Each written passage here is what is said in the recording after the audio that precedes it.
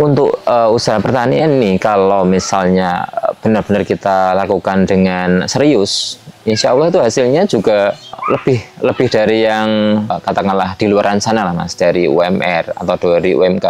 Kalau benar-benar serius ya. Jadi banyak juga yang menanam anggur itu anggurnya tanamannya sudah besar, sudah lebat, tapi kok nggak berbuah-berbuah gitu. Ya karena itu dia dipupuk, disiram dan lain sebagainya, tetapi nggak ada pruning, ya udah seperti itu, nggak akan membawa buah gitu.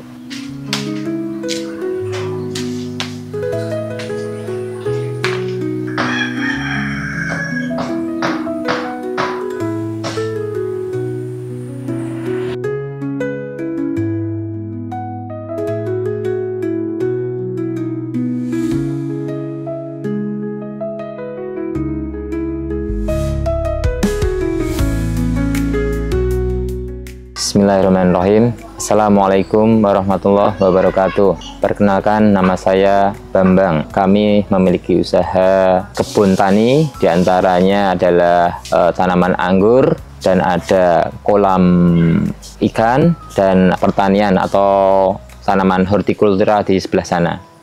Usaha ini kami mulai sekitar bulan Februari atau Maret tahun 2024. Lahan yang kami kelola ini adalah lahan sewa, kurang lebih dari sini sampai belakang sana 2.300 meter persegi. Kenapa kami memilih untuk menyewa lahan ini kita jadikan untuk usaha pertanian? Karena dengan menyewa, yang kita keluarkan itu modalnya nggak terlalu banyak dibandingkan ketika kita membeli atau memiliki lahan yang tadinya kita nggak punya. Dengan dana yang terbatas, kita bisa menyewa sekaligus untuk running, untuk operasional, untuk pembuatan GH atau pembuatan sarana yang lainnya, sehingga bisa berjalan ya, meskipun dengan keterbatasan dana gitu. Kenapa kami memberanikan diri untuk membangun greenhouse, kemudian ada kolam ikan, dan aneka tanaman sayuran hortikultura? Karena kami menyewa lahan ini ada kurang lebih diperkenankan 5 tahun. Sehingga kami ketika kami kalkulasi, ketika kami bangun greenhouse, ketika kami tanam tanaman anggur seperti ini, dan sarana pendukung yang lainnya, kami rasa, oh ini investasi yang bisa balik modal lah gitu. Dan tidak terlalu besar ketika kita nanti misalnya rugi atau apa gitu. Misalnya seperti ini, greenhouse ini kan mungkin kan bisa, karena ini nggak permanen, mungkin ketika sewanya tidak bisa diperpanjang, nanti bisa kita pindah ke lokasi yang lain lah. Misalnya semisal kita ada lokasi yang baru yang bisa disewa, ketika di sini nggak bisa diperpanjang, seperti itu. Kemudian untuk pendukung-pendukung lainnya, seperti ini kan tanaman anggur itu kan tanaman yang jangka panjang, kurang lebih kan 8 bulan sampai 1 tahun baru bisa berbuah, baru bisa kita merasakan hasilnya lah, katakanlah seperti itu. Kemudian dalam siklus yang lama itu, kita tidak hanya mengandalkan anggur ini, bisa kita alihkan ke tumpang sari. Kalau di sini tumpang sari dengan melon atau tumpang sari dengan tanaman horti yang lainnya. Kemudian yang sebagai operasional kita untuk membiayai atau memberikan masukan harian, kita ada tanaman hortikultura yang ada di sawah sana gitu. Waktu kemarin tuh kita lihat prospeknya itu juga masih terbuka, dalam artian belum banyak yang menanam anggur, apalagi di dalam di daerah lingkungan kita ini belum banyak. Dan untuk tanaman anggur sendiri atau buah anggur sendiri, hampir semua kalangan atau usia dari anak-anak, orang remaja, dewasa itu mungkin suka lah gitu. Mungkin nggak ada yang pantangan lah segitu. Makanya kita memberanikan diri untuk anggur ini. Untuk kendala yang kami hadapi selama kita menanam anggur ini ya karena kita masih taraf belajar, newbie lah gitu ya. Makanya kita juga masih banyak bertanya ke para suhunya gitu ya. Mungkin dari pertumbuhannya kok nggak optimal, terus ada kenapa ini hama-hamanya juga, terus kalau sudah berbuah gini kok ada yang pecah dan lain sebagainya. Kita masih banyak bertanya ke sana sini gitu ya, untuk menemukan formulasi yang pas ketika tanaman kita mengalami suatu kendala gitu. tanaman anggur ini kita menggunakan pupuknya itu campuran lah gitu. Ada yang organik, ada yang anorganik gitu kan. Karena ya kalau kemarin kita banyak atau memiliki stok pupuk yang banyak gitu loh. Jadi yang ada kita maksimalkan dulu gitu. Ketika nanti sudah habis atau misalnya itu bagus untuk tanaman ini ya mungkin kita pakai lagi gitu. Soalnya gini Mas, apa itu namanya? Dulu kan kita kan toko pertanian. Stok pupuk saya itu banyak, berapa kardus gitu ya? 5 kardus atau ya. Terus ya udah pakai ini aja lah gitu. Soalnya kalau misalnya kita pakai yang apa itu seperti yang lain-lain kan seperti ABM gitu kan mahal. Makanya kita optimalkan lah yang ada apa, kita punyanya apa, ya udah itu pakai itu dulu aja gitu. Sebenarnya kita juga kemarin beli juga yang seperti ABM gitu. Tapi ya itu kok kita larang banget mahal gitu kan. Kosnya itu yus yang ada aja. Wong sebenarnya kalau pupuk itu kan sama makro dan mikronya mungkin sama, tapi cuma komposisinya atau dosisnya aja yang berbeda kan. Ya udah dipakai itu aja gitu. Kita menyesuaikan perkembangan masa tumbuh dari tanamannya sendiri. Masa vegetatif dan generatif mungkin berbeda seperti halnya tanaman-tanaman yang lainnya, Mas. Untuk jenis anggur yang ada di sini ada beberapa macam varian. Di antaranya yang ini Gosvi, nanti seperti ini hijau, kemudian nanti berubah menjadi ungu atau merah kehitaman gitu. Terus ada yang di sana itu Jupiter, itu kecil seperti permen karet, rasanya juga enak. Terus ada Tamaki bulat, terus ada Dixon yang besar lonjong hijau dan lain sebagainya. Masih banyak yang ada di sini gitu. Ada beberapa varietas yang mungkin memiliki spesifik yang berbeda dengan yang lainnya. Mungkin cabangnya harus panjang dulu baru bisa berbuah. Pada umumnya enggak sih, enggak seperti itu. Hampir semua rata gitu, ada sama gitu. Tapi beberapa varietas yang perlakuannya berbeda. Kenapa kita menggunakan greenhouse ini? Greenhouse ini kan fungsinya salah satunya untuk mengendalikan hama yang dari luar gitu. Dibanding open field, untuk pemakaian greenhouse ini lebih membantu optimal sekali ketika ada OPT atau hama yang menyerang. Selama ini di greenhouse ini karena kemarin kita juga tumpang sari dengan cabenya itu juga ada yang terindikasi membawa kutu atau trip juga, maka juga banyak beberapa tanaman kita anggur ini juga terkena juga gitu. Kita semprot dengan pestisida dan kita kan karena juga namanya greenhouse-nya juga bukan greenhouse yang profesional. Kita kan greenhouse juga greenhouse dengan soil gini kan, maksudnya terbuka di tanah. Jadi ya untuk OPT sendiri juga tetap masih ada gitu. Jadi umur untuk siap dibuahkan tanaman anggur ini kurang lebih 8 sampai 12 bulan lah gitu.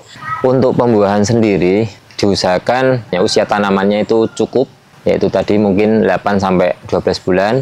Kalau misalnya diperkirakan besar batang ini kurang lebih ya 1 jempol lah atau mungkin 1 jari lah gitu, jadi orang dewasa gitu. Dan sudah itu coklat gitu. Kemudian untuk pembuahan sendiri nanti ketika batang primer tumbuh batang sekunder, kemudian sekundernya tadi juga sudah sebesar mungkin pensil itu ya, pensil, terus cabangnya membawa tersier dan sudah coklat, nah itu kita pruning, itulah yang akan membawa bakal buah gitu. Nanti juga bertahap gitu Mas, jadi nggak langsung gitu. Jadi ketika seperti ini, dan nanti ada beberapa varian itu juga yang dihitung 12 dari dari belakang itu mentoknya 12 langsung dipotong itu sekundernya. Nah, kemudian muncul tunas baru yaitu tersier yang nanti membawa buahnya itu calon buah.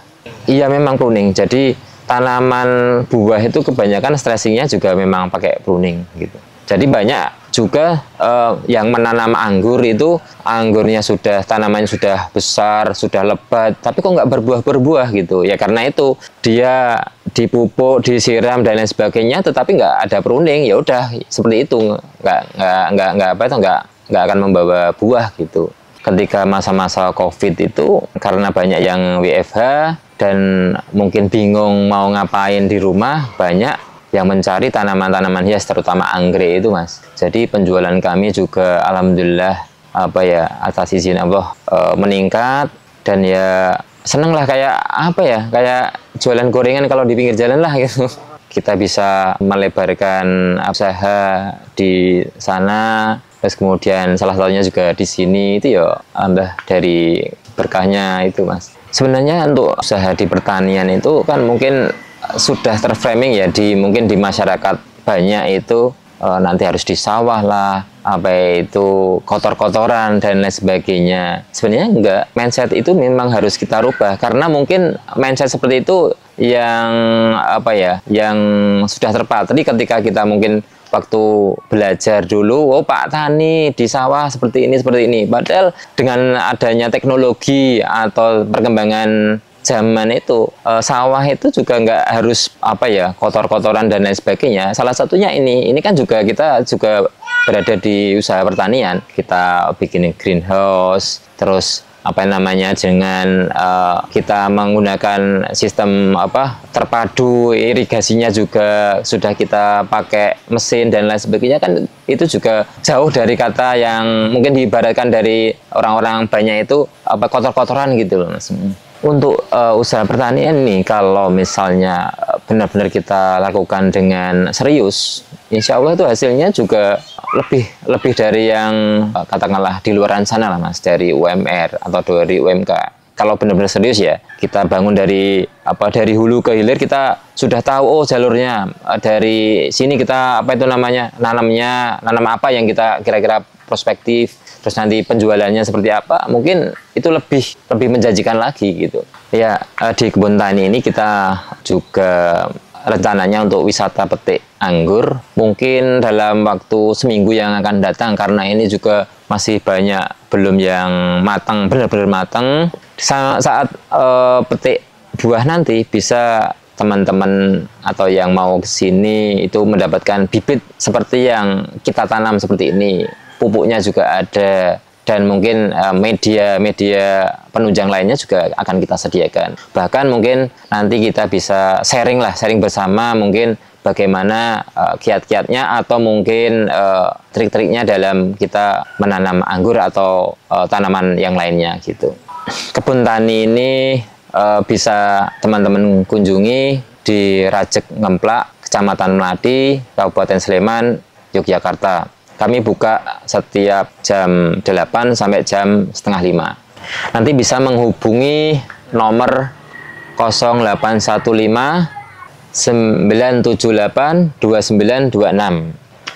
Harapan kami selama kami menyewa ini juga kami bisa mengoptimalkan lahan yang ada dan usaha-usaha penunjang yang ada, sehingga kami bisa memberikan sedikit banyaklah, kita berandil lah dari bagian pemerintah untuk mengurangi pengangguran, sehingga kita bisa berkontribusi terhadap teman-teman atau orang yang mungkin membutuhkan pekerjaan, sehingga kita bisa mengkaryakannya di sini bersama kami gitu.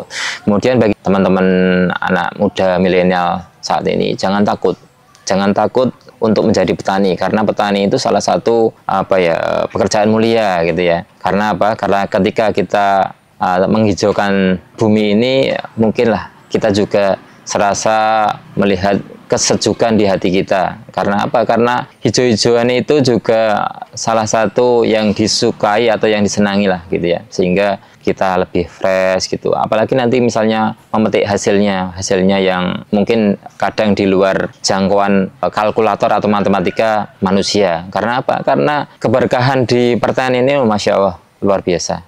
Bagi teman-teman yang ingin belajar bareng dengan kebun tani untuk masalah di tanaman anggrek atau tanaman yang lainnya, mungkin bisa bersama kami. Janganlah siapkan pensiun saat pensiun, tapi kita harus menyiapkan pensiun itu sebelum kita pensiun.